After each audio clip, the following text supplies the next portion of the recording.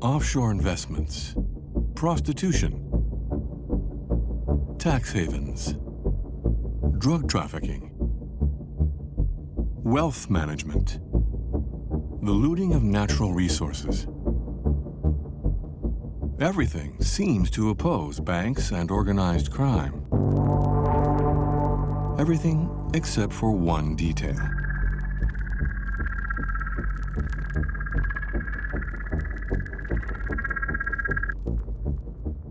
In their never-ending quest to conquer new markets, mobsters force their way into the corridors of power with one imperative: to hide their money.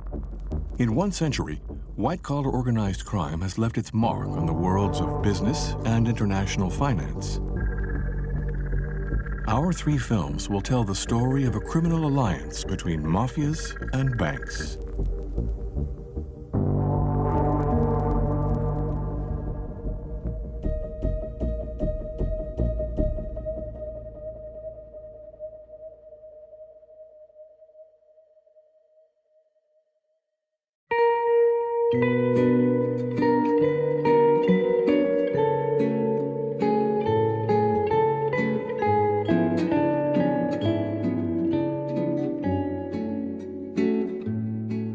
I've been thinking about this for the last 3 days. I've reached the point where somebody has to know the truth about me. I want somebody to know my life. The condition is only this: I'll give it all to you. I won't hold back nothing. But you gotta promise you won't use it, no part of it, for 10 years. And I mean 10 years after I die.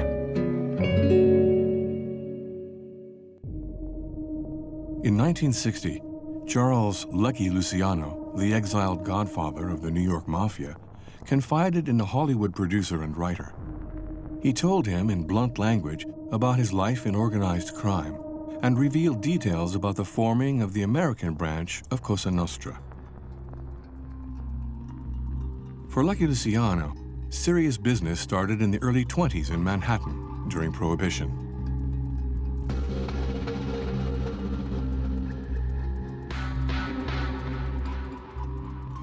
We controlled plants, warehouses, we had exporters and importers. Naturally, we didn't pay no business taxes, like General Motors. But that didn't mean our expenses wasn't pretty heavy. We greased the police and the politicians. It was all part of the overheads, just like any business.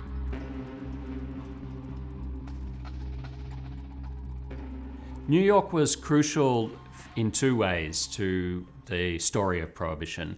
The first was simply its geography. New York was a central entry point for all of the illegal alcohol coming into the country. It was the beginning of the train lines. It was a major port. But secondly, it was the key place where financial capital and political influence came together in America.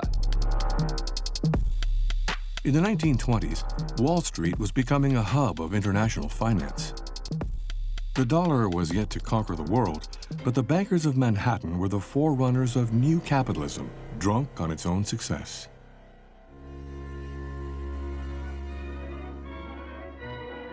A few blocks from Wall Street, on the Lower East Side, the contrast was stark. Irish, Jewish, Chinese, and Italian immigrants lived in poverty.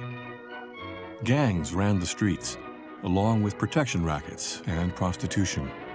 The prohibition of alcohol would change the world of crime. In terms of the structure of American cities, every major intersection in every major city in the United States had 4 corners. And on 4 corners, there were 4 saloons. They were the public spaces of American society. And overnight, they disappeared. Prohibition, campaigned for by white puritanical America, tipped what was then the country's 7th largest industry right into the hands of the mob.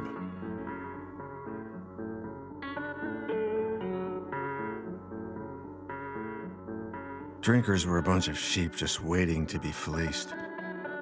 A case of scotch right off the boat cost us around 25 bucks. Sold by the glass, it would bring us as high as $1,000. The markup on a case of Scotch whiskey imported illegally into the country was about the same as the markup on cocaine today. So that gives you a sense of just how profitable importing and distributing alcohol could be. This required organized crime to develop distribution networks, to develop all of the elements of a supply chain, and that meant cooperation. Quand on parle de la prohibition, During Prohibition, millions of cases of liquor were delivered every week across the vast territory of the states. donc ça nécessite That required industrialized processing and de production, la production, de la comptabilité, along with accounting and banking, etc., because mafiosi were generally very careful with their costs and profits. coûts, etc. So they needed people to take care of that. Young Lucky Luciano, the rising star of the mob, realized that for the mafia to seize control, they would have to learn all about the workings of finance. Luciano went into business with his childhood buddy, also from a poor district of Manhattan, Meyer Lansky. Lansky fascinated Luciano with his unparalleled gift for mental arithmetic, which meant nothing written down, so no traces. Meyer was always reading books about business, economics, things like that. One day he shows me a library book, and he's all excited about it. Charlie, this writer talks about a thing called the law of supply and demand. If you got a lot of what people want and can't get, then you can supply the demand and shovel in the dough. That simple economic precept was quickly dubbed Lansky's Law. What's remarkable about the partnership between Luciano and Lansky is just how strategic they were. Luciano said of Lansky that he could see around corners. He could anticipate what was coming and make the moves necessary to exploit the resulting opportunity. One of Meyer Lansky's first ideas was to install slot machines in the speakeasies for wealthy white Americans, while setting up an underground lottery for the poor and blacks who dreamed of winning the jackpot. 500, wait. 500. 309. 309. 788. 788. 591. 591. 25 cents each. So much money was coming in from the lotteries that we had to have meetings all the time to figure out what to do with the dough. That's when I really started to respect the bankers and to be jealous of them. They could take their depositors' money and invest it so they could pay interest and still have a healthy profit. In the Roaring '20s, money and booze had the United States heady, with pay rises, mass consumerism, and seemingly endless growth. Whether you were a cab driver, a sales clerk, or a boss, everyone played the stock market, and banks readily handed out loans to keep the machine running. The 1920s was a period of financial speculation. All means were acceptable if you wanted to make money. One common characteristic of periods of financial euphoria is that swindlers are always present in greater numbers. And the 1920s were rife with financial scams. It's the historical sign of a financial boom.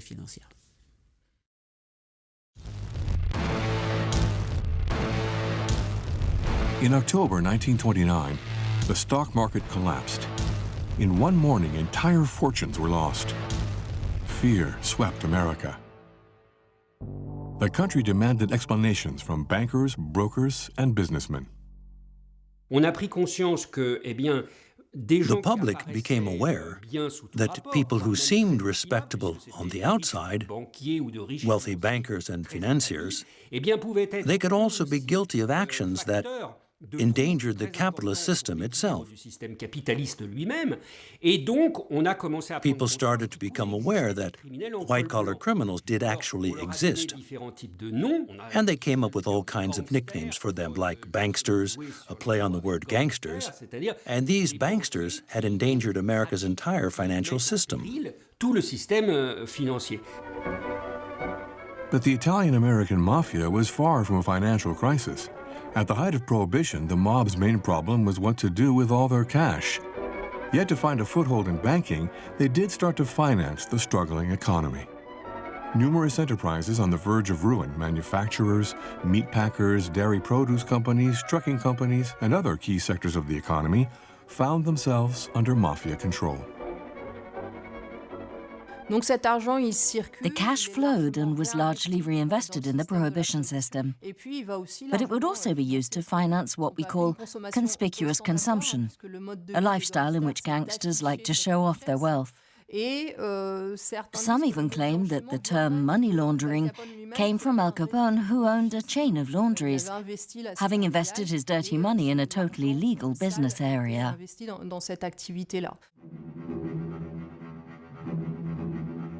In 1931, out of the blue, it wasn't a banker who found himself on trial for financial wrongdoing, but Chicago's king of prohibition himself, Al Capone. After years of unsuccessful attempts, the prosecutors realized that to nail Capone, they would have to try him for his lifestyle rather than his crimes. The mobster was living a life of luxury without being able to provide a legitimate source for his income. Al Capone went down for tax evasion.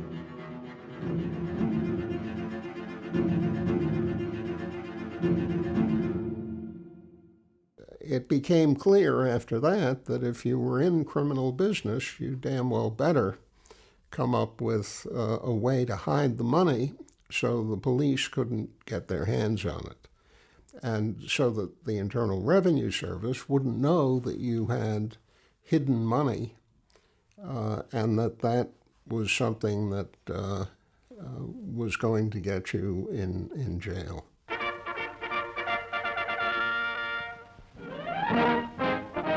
In 1933, Franklin D. Roosevelt entered the White House.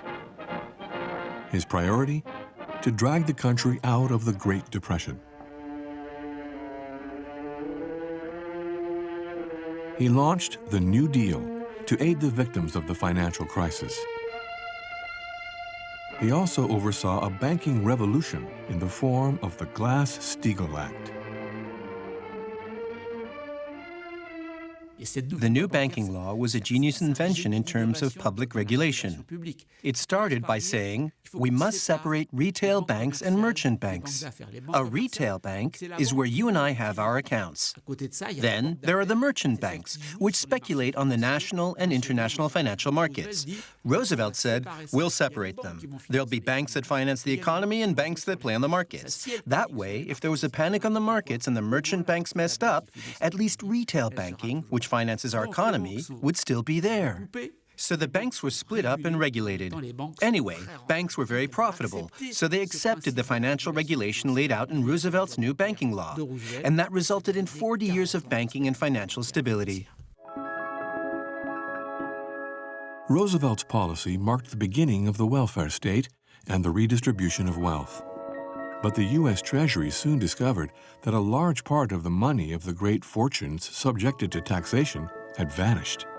Another world had been built in secret. The report requested by Henry Morgenthau, Roosevelt's Secretary of the Treasury, is interesting because it testifies to the use of tax havens to evade taxes. It was a very opaque construction industry that built the screens between the income I earn and the income I declare, which is subject to taxation.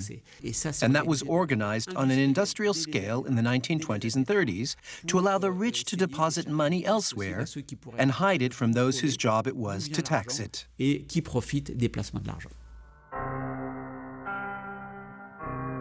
In the early 20th century, tax havens sprang up around the United States and Canada, but also in Panama. These safe, discreet financial hubs facilitated the movement of money from large fortunes, but also attracted dirty money. Across the Atlantic, in Europe, one country already had a long history of financial opacity: Switzerland.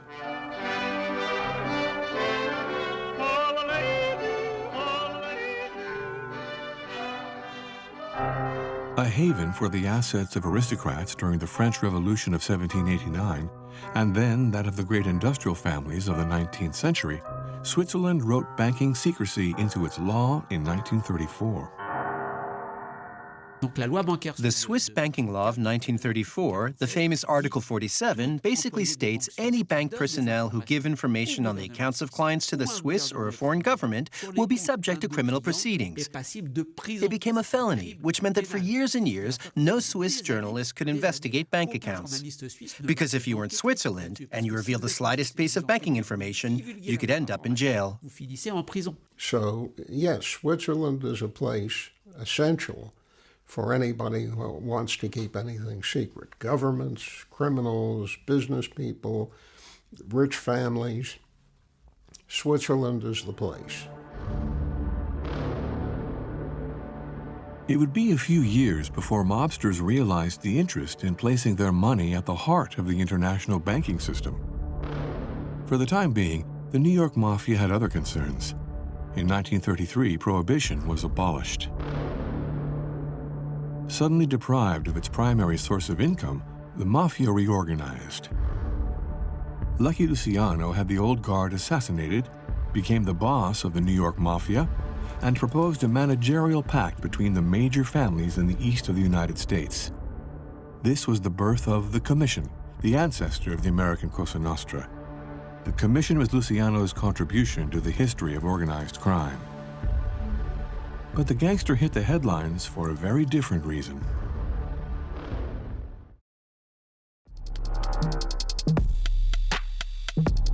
In 1936, Luciano was convicted of forced prostitution and was sentenced to 40 years in jail.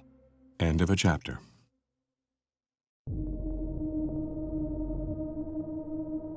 Meanwhile, across the globe, an orphan raised in poverty was revolutionizing the criminal world by combining mob business, political infiltration, and, something completely new, banking entrepreneurship. This man was Du Yusheng, and his criminal career coincided with the historic upheavals of the Pearl of the East, Shanghai.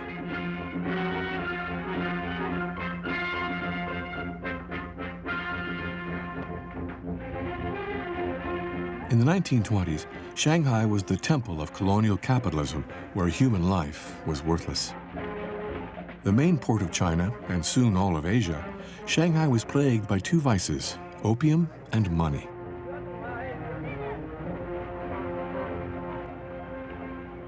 In his unforgettable account of China, the journalist Albert Londres wrote, "In Shanghai, all alphabets are unknown.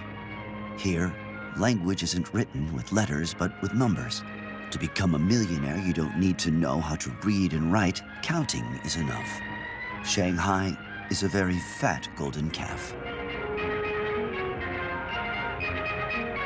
On Shanghai's major thoroughfare, the Bund, banks stood one next to the other. The most famous on the waterfront was the Hong Kong and Shanghai Banking Corporation, HSBC, founded by the British in the 19th century during the Opium Wars.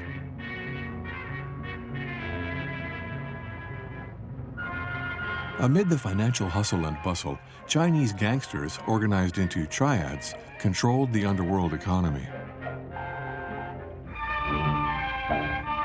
One of the most famous venues in Shanghai, Le Grand Monde, was the precursor of what the American Mafia would later make Las Vegas. A vast building contained everything: a concert hall, a restaurant, upper floors with a casino, a night bar. And right at the top, a hotel with prostitution, heroin, and opium.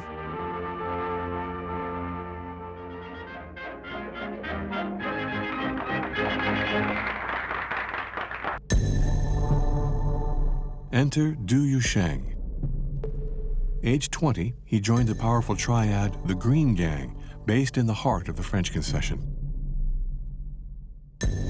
In fewer than 5 years, the illiterate Du Yusheng became the boss of the Green Gang and reigned over thousands of henchmen, informers, prostitutes, and debt collectors, and would take full advantage of political upheavals in China.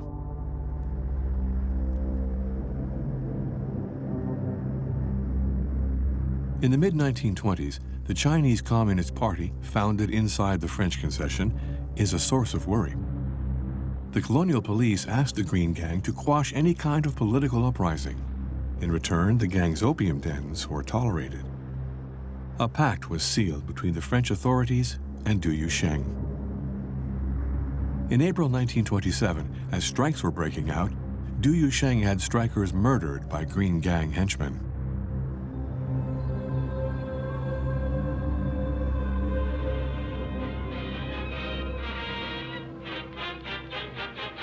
In return for his commitment, the French appointed Du Yusheng to the municipal council. In 1931, Du Yusheng inaugurated the Temple of Ancestors in his home village. The temple would soon house China's largest morphine refinery. The exclusive distributor of opium for all China, Du Yusheng was also president of the Board of Opium Suppression. A genius of duplicity and head of one of China's largest triads, Du Yusheng consolidated his position at the crossroads between crime and banking by greasing the palms of the entire political class. He was appointed director of the Shanghai Stock Exchange and director of the Bank of China. The mobster certainly enjoyed his wealth. A fan of Chinese opera, he became a patron. He then opened his own movie studios. But off the set, a different story was being told.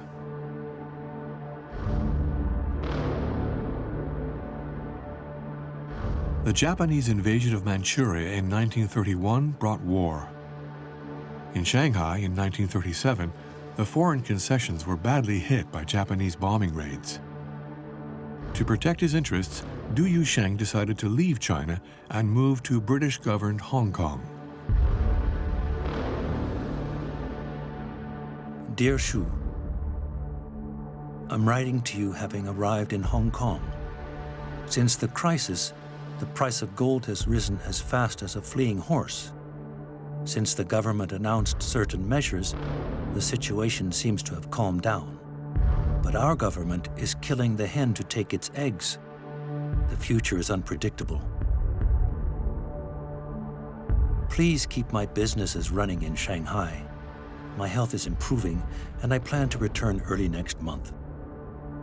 Brother Du.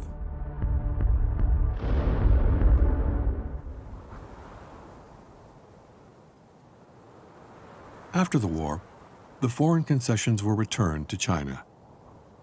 And then,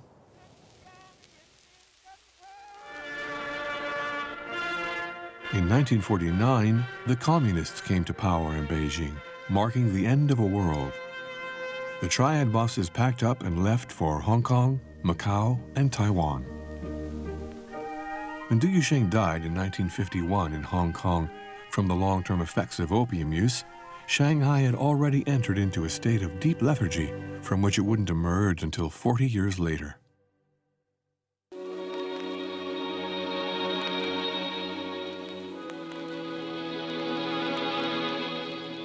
The victors of World War II, led by the United States, set out to build a new framework for international security to guarantee peace and reconstruction.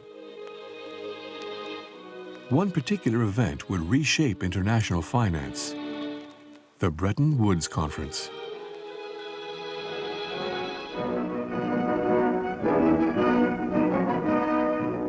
At Bretton Woods, New Hampshire, delegates from 44 allied and associate countries arrived for the opening of the United Nations Monetary and Financial Conference. Bretton Woods, c'est le prolongement. Bretton Woods was the international extension of what Roosevelt had initiated on a national level. The establishing of an economy based on finance that was state-regulated and coordinated by all the member states.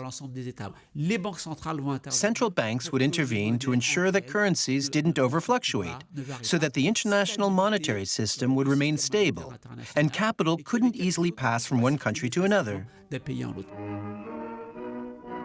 Bretton Woods, the dollar was imposed as the world reference currency, the only one convertible into gold by the United States Federal Reserve.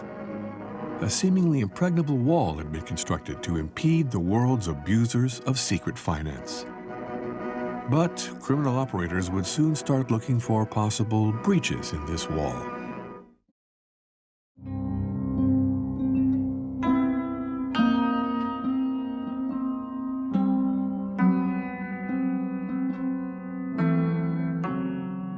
Without knowing it, governments largely contribute to the accumulation of criminal fortunes through laws supposedly enacted to protect their economies and their citizens. Most of the so-called respectable families, like the Rothschilds and the Rockefellers, can attribute the origin of their fortunes to illegal profits and tax evasion. But governments are not inclined to strike at the heart of the system. They're not as good at finding dirty money as they are at helping to create it. Capitalism is the udder of the plentiful cow from which flows milk for everyone. That was a quote by an Italian tax lawyer and banker. Michele Sindona was one of the wealthiest financiers in the world.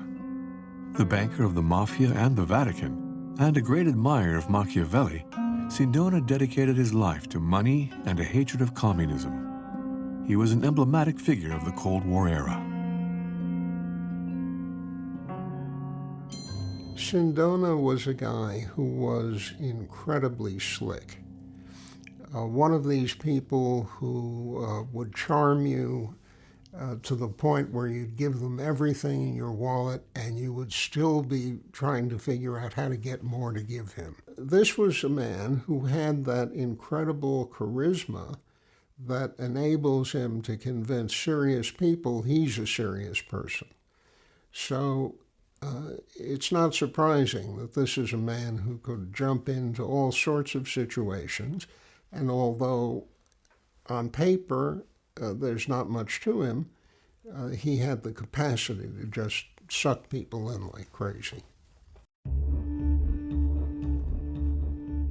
Michele Sindona's working life began in Sicily towards the end of World War II. The story is well known. After the liberation of Sicily, the Allies entrusted important positions to mafia families who had been crushed by 2 decades of fascism. The aim? To halt communist influence and ensure the distribution of food. From a poor Sicilian family, young Michele Sindona bought a truck and began transporting contraband goods. You couldn't do that type of business in Sicily in the 1940s without the authorization of the Mafia. So back then, he was already linked to the local Mafia and already caught between the two worlds. At the same time, dozens of Italian-American mafiosi arrived in Sicily, forced into exile. Among them, Lucky Luciano, who had agreed to leave American soil in exchange for his freedom. A sad return to his origins. In 1946, everyone had a finger in the black market. It was just a question of survival. In less than 6 months, I almost doubled my bankroll. I actually became a fucking banker like the guys on Wall Street. But I was just waiting for Lansky to give me a signal, nothing more.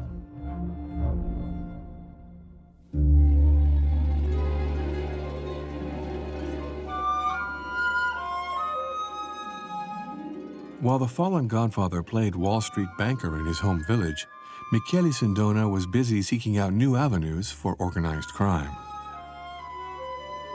In the early 50s, having graduated from law school, he moved to Milan, the economic capital of a country in the throes of Reconstruction, and began a brilliant career as a lawyer. Post-war Milan had become a huge industrial city. It was the bridgehead of Italian industrialization. Milan was also a very open city.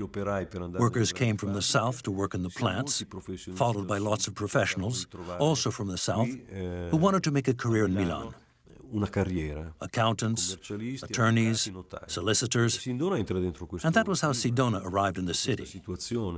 In Milan, he opened up a small tax law firm. Then, little by little, he became the reference for rich Milanese who didn't want to pay too much tax. How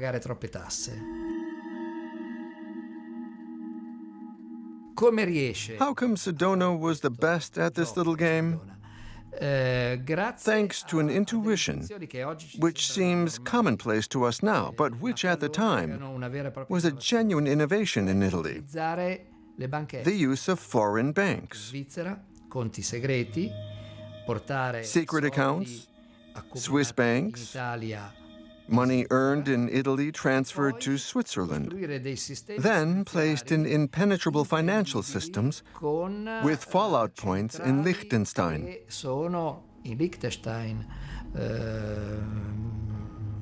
In short, anywhere that the Italian tax authorities weren't allowed to investigate. Almost all companies in Italy maintained at least 5 sets of balance books.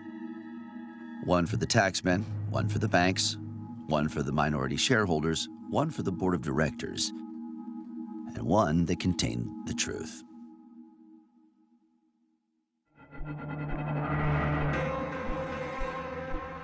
Age 30, Sindona founded Fasco AG in Liechtenstein. This holding company was his black box, the legal entity that enabled the Italian tax lawyer to carry out his financial operations far from prying eyes. Sindona reveled in financial innovation and became an expert at it. He invented the back-to-back loan, a loan taken out with a bank in Switzerland or Liechtenstein and secretly guaranteed by dirty money, a perfect circuit breaker. The identities of account owners are hidden from the eyes of bank employees, not from top management. This is why smart depositors devise further screens. They operate through bearer shares companies set up for them by lawyers or accountants who have, yet another screen, received their instructions from phantom fiduciary companies, which are protected by secrecy laws more rigorous than those that apply to banks.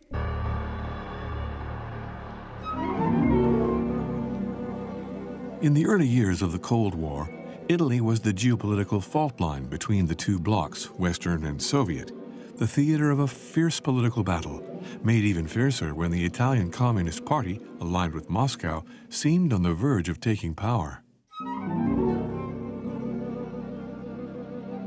Armed with his visceral anti-communism, Michele Sindona worked his way into Freemasonry, where he rubbed shoulders with every circle of secret power in Italy.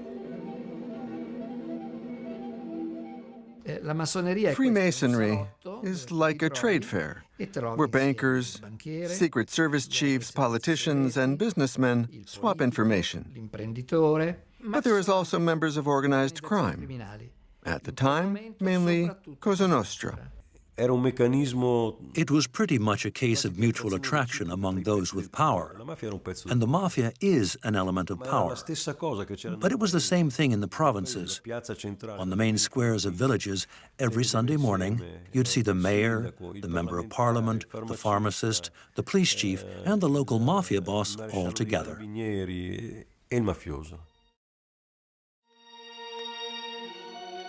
the early 50s, Michele Sindona already felt that Italy was too small for him.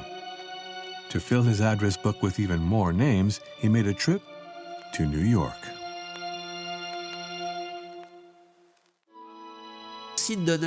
What Sindona did in the early 1950s in the United States was build up a network of right-wing politicians, and then a network with bankers. He realized that if you wanted to be a big international financier, which is just what he wanted to be, you had to get close to the dollar. During his stay in New York, Sindona had another meeting to attend. On the eve of a massive upheaval in the region, he met with members of the Gambino family, one of the branches of the American Cosa Nostra. The East Coast Mafia was preparing a vast network of heroin trafficking with, as the hub, a paradise island in the Caribbean Sea. Cuba.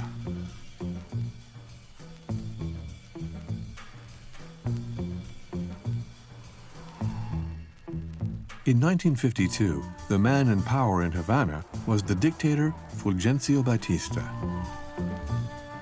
With his brutal regime and ruthless secret police, in Cuba, arbitrary decisions and corruption ruled.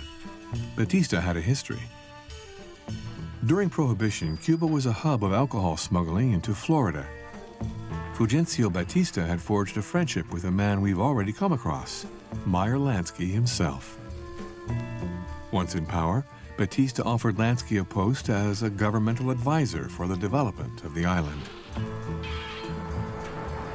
In Cuba, the Mafia established the same system it had put into place in New York in the 1930s, only this time on the scale of a country. Lansky became the chief architect of an effort to use the instruments of the state to develop a new political economy in Cuba based around tourism, gambling, nightlife, the development of drug trafficking, prostitution, and all of the adjacent vice markets that go with that. Havana was something unique in the history of organized crime. I mean, they had a state.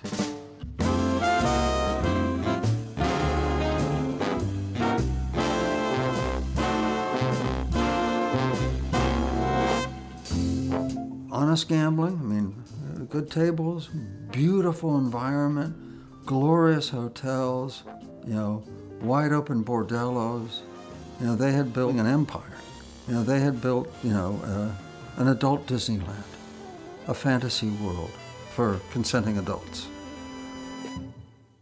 Lansky was at the center of this, and he was personally significantly invested in the country. And the centerpiece of this whole approach was a new development bank set up by Cuba called Bandes, the National Bank for Development, which was used for debt financing of infrastructure projects, roads, airports, hotels, casinos, all of the infrastructure needed for this tourism economy. The Bandes tied Mafia interests to the economic and social development of Cuba. 28 new hotels were constructed in 5 years. 5 casinos were opened by the Mafia: the Capri, the Hilton, the Deauville, the Comodoro, and the Riviera. The Riviera belonged to Meyer Lansky. It cost $14 million, $6 million of which were paid by the Cuban taxpayers themselves.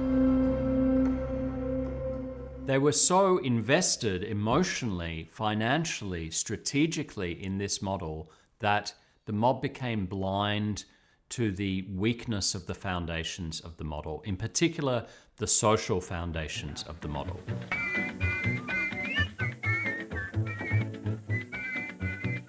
In the late 1950s, a growing number of the population, excluded from the share of wealth, began supporting the young guerreros fighting up in the mountains.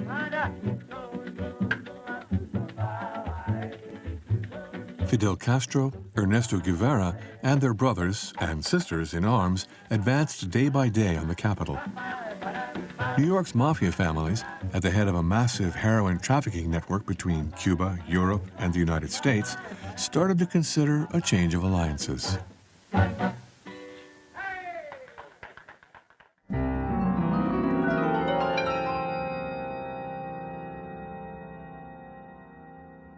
In October 1957, at the Grand Hotel des Palmes in Palermo, Sicilian and American Mafia bosses gathered for a summit, which would become a turning point in the existence of the mob. The main topics of discussion were the reorganization of heroin transport routes and the establishment of Palermo as a new trafficking hub. The American Cosa Nostra suggested that the Sicilian Mafia follow its example in 2 things.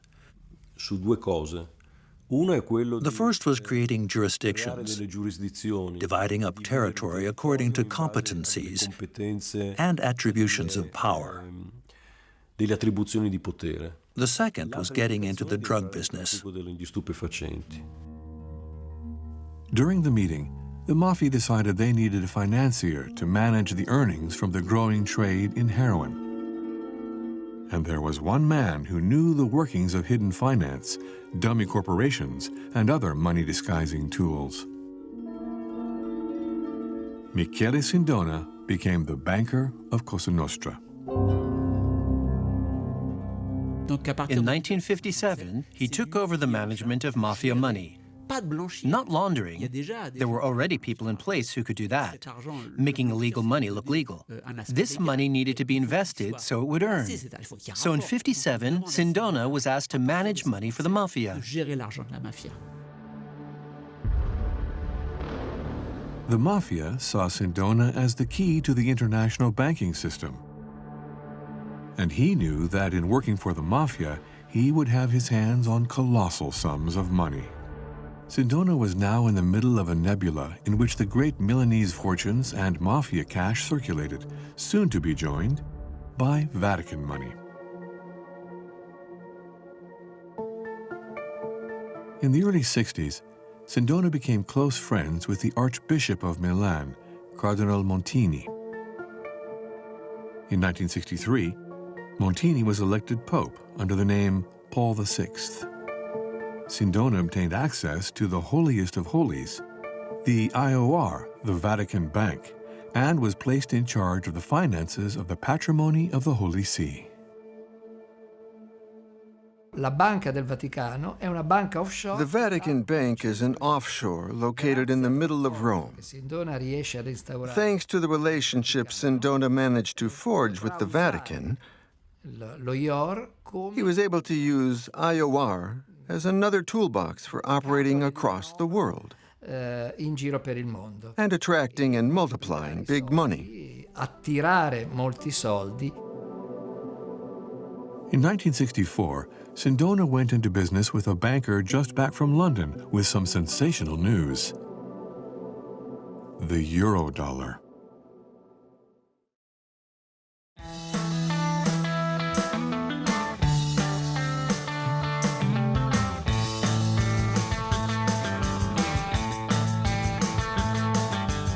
Since the end of the war, the city of London had yet to return to its former glory. The pound sterling had lost value against the dollar, and regulation was so strict that bankers could no longer play with the fortunes that came into their hands. After the Bretton Woods agreements, the British banker was bored. The life of the typical London banker was to come into work at about 10:30, 11 in the morning, check some papers on his desk, and then prepare to meet the lunch guests.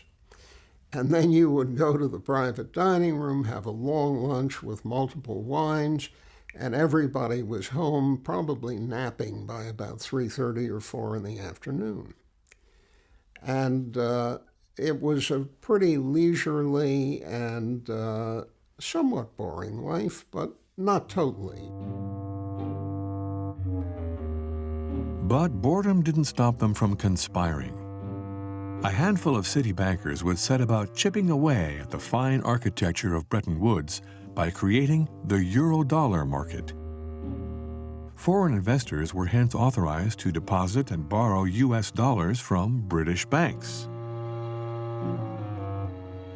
A new banking space created a financial no man's land.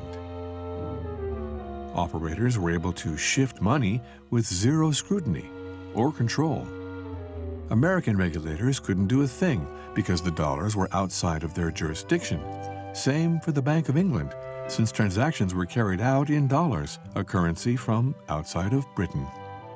The Eurodollar market was a highly secretive market, which allowed people to hide their identity, to hide the source of the monies, to hide the way in which the money has been transferred from one jurisdiction to another, and to hide the way in which the money is used. So you've created, essentially, a criminogenic environment in which it is possible for criminals to merge their funds with perfectly clean money.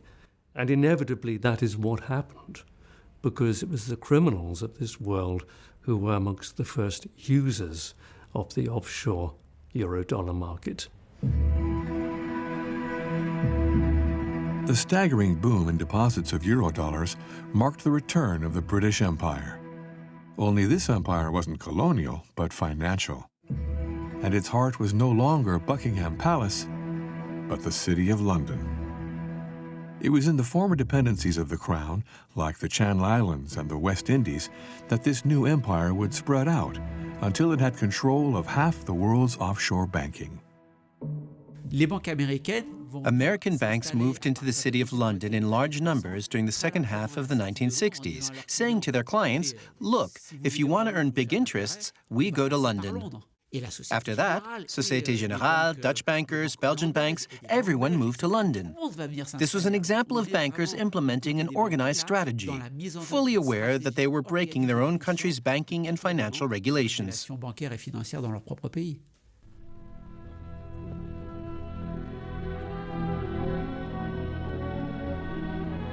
And so it was that Michele Sindona suggested to the Pope that he discreetly invest the Vatican's money in eurodollars via dummy corporations.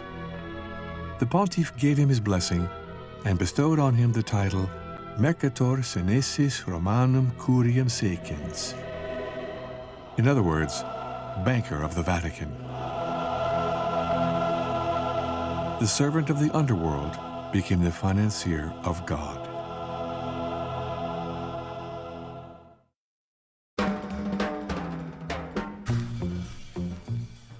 From one tax haven to the next. In the mid-1960s, the British financial empire launched a new flagship, the Bahamas. The haunt of pirates in the 18th century and an offshore investment center during Prohibition, the Bahamas had a long history with illegality. And it's here that we rediscover the unsinkable financier of the American Mafia, Meyer Lansky. The mobster had been forced to move to the Bahamas. After the Cuban Revolution and the closure of his casinos, Lansky lost every last dime. And on top of that, he had also lost his old buddy and partner, Lucky Luciano, victim of a heart attack. In the 1960s, it occurred to Lansky and other members of the mob that there might be an opportunity to develop a new center of gambling and offshore financial movements. Nassau, the British colony's capital, was in the hands of a new kind of pirate, the Bay Street Boys. Their leader, Sir Stafford Lofthouse Sands, was also Minister of Finance and the so-called father of Bahamas tourism. The rulers of the Bahamas at the time were a clique of established white interests known as the Bay Street Boys, in which Stafford Sands featured very prominently. One of the islands that was particularly undeveloped was a scrubby, low-lying island in the north called Grand Bahama. And this became the object of a new project led by Lansky in cooperation with Stafford Sands and others in the Bay Street Boys to literally develop a new casino complex. At the time, gambling was not allowed in the Bahamas, but by the time the hotel was built, the mob had worked with the Bay Street Boys to get the law changed. They'd literally corrupted them through side payments, retainers, legal retainers, and other forms of bribery. A casino was opened in the Lucayan Beach Hotel, a massive complex officially run by Stafford Sands and unofficially owned by others, among whom was Meyer Lansky. A key development around this time was the emergence of the eurodollar market. So this opened up important new opportunities for the mob to move money from the United States through the Bahamas into Europe, which was key in thinking about a transatlantic pipeline for drugs and other activities. And Lansky had a specific need to launder money that was coming out of the casinos and transfer it offshore. And so these banking institutions that were set up in the Bahamas were all ideal for that. This is a precursor to the real takeoff of haven banking in the Bahamas. The early days here are dominated by doing money laundering for organized crime and doing casinos and the kind of activities that, that organized crime is familiar with. In 1965, after the arrest of a mobster in Florida, the American police got wind of the Bahamas connection and tried to obtain information on cash flow in and out of the islands. The answer from the Bahamas was immediate. Stafford Sands and the Bay Street Boys had laws enacted on banking secrecy. London, in its role as protector, just let them do it. A promotional film from the time presents the fiscal good life Bahamian style. Until at least 1990, there's a contractual guarantee that no personal or corporate income tax, capital gains tax... No taxes on income, capital gains, real estate, or personal property. And until the year 2054, no excise levies or import duties for companies registered in Freeport. One fascinating thing about the Bahamas is that the mob seems to have learned its lesson from Cuba. They recognized that they might not always enjoy the support of the Bay Street Boys, especially as the process of decolonization and the push for greater racial equality led to increasing electoral power for the black opposition. Panam, that's the way to go. 500 miles an hour or even more. Past the Nina and the Pinta and the Santa Maria. Took a devil of a time to reach down here in the Caribbean. In 1967, born and bred Bahamian Lyndon Pindling was elected Prime Minister. As chance would have it, he was just as corrupt as his predecessor. We want to take a closer look at the casino operation in general. At the very outset, we did not like the fixed fee that the casinos paid. We would like to look at it now from the inside and see whether it would not be more advantageous to the country to negotiate a percentage. That model is now at the heart of how tax evasion and global finance works around the world. It doesn't necessarily today involve criminal actors in every instance, but the mob was there at the beginning, helping bring it into the world through this experience in the Bahamas.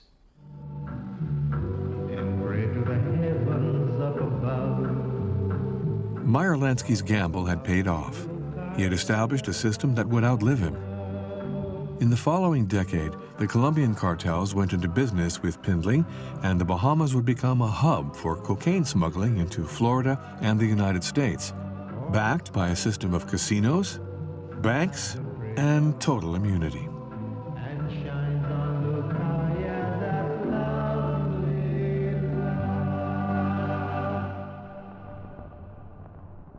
To commemorate these days of glory, the $10 banknote is adorned with the face of Stafford Sands, the $1 note, that of Lyndon Pindling.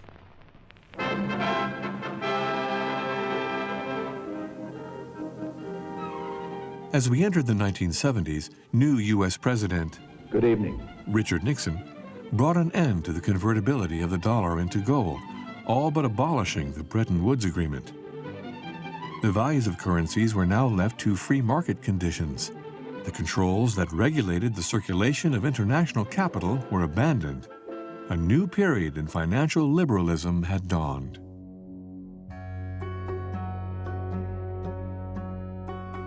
It was against that backdrop that Michele Sindona was preparing his masterstroke, the purchase of an American bank. He had set his sights on Franklin National Bank, the country's 20th largest bank. With branches in the Bahamas and other tax havens, Franklin gave Sindona the ability to shift all the money he managed in Italy for Cosa Nostra and the Vatican.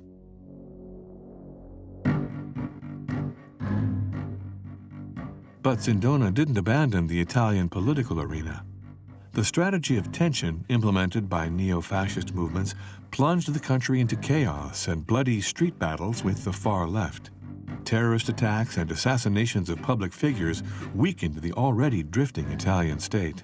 First, there was terrorism, both far left and far right. Italy became a country of death. A supporter of the most right-leaning branch of Christian democracy, Michele Sindona was an open backer of Giulio Andreotti, Italy's most powerful politician and the most suspected of mafia connections. Andreotti was the most powerful politician in Italy, and he had links to Cosa Nostra. There was a time when journalists referred to Andreotti as he whose name starts with the first letter of the alphabet. During the years of lead, Sindona was convinced that Italy could and should shift to the right, the extreme right. He joined a fascist-inspired Masonic lodge with connections in the highest spheres of Italian politics and the Vatican, Propaganda 2, or P2.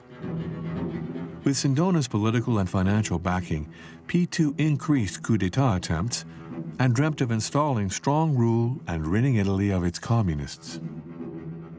Sindona interpreted Machiavelli in the worst possible way. He used the end justifies the means in the most detestable way. To get what I want, I will use the foulest methods possible.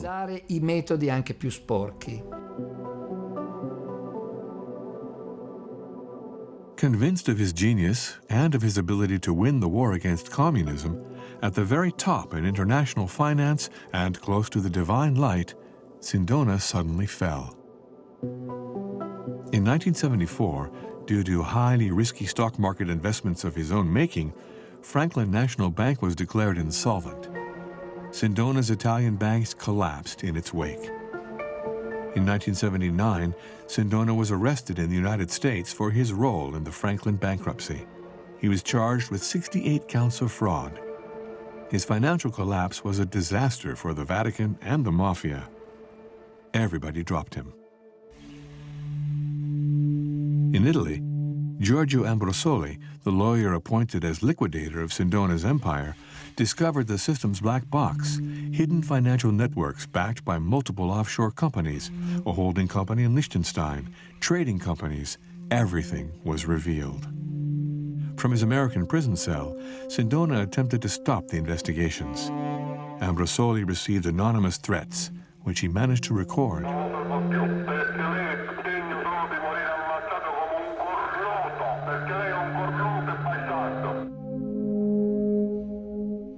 In July 1979, Giorgio Ambrosoli was gunned down.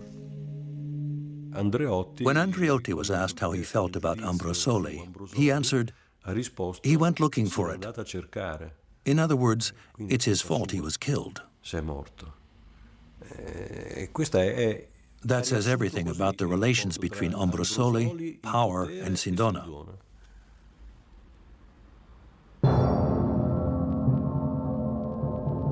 In 1984, Sindona was extradited from the United States to Italy. In 1986, he was sentenced to life imprisonment for ordering the murder of Giorgio Ambrosoli. 2 days after his sentencing, in his prison cell, Sindona drank a coffee poisoned with cyanide and died 2 days later.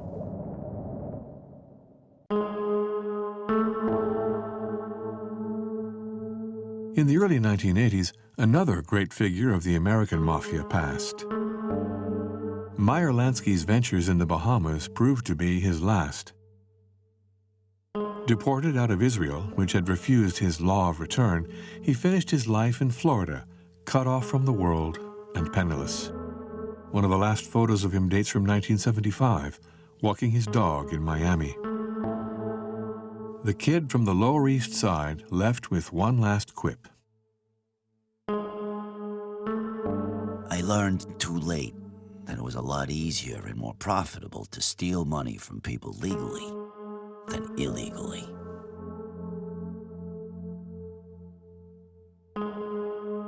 The Meyer Lansky and Michele Sindona saga prefigured the decade to come. In the 1980s, financial deregulation, the unprecedented volumes of illegal money that needed to be laundered, and the ease with which these funds would circulate designed the new business model of organized crime. At the heart of this system, the tax havens. The age of the pioneers reached its end in Miami, And it was in Miami that the age of bankers was about to begin.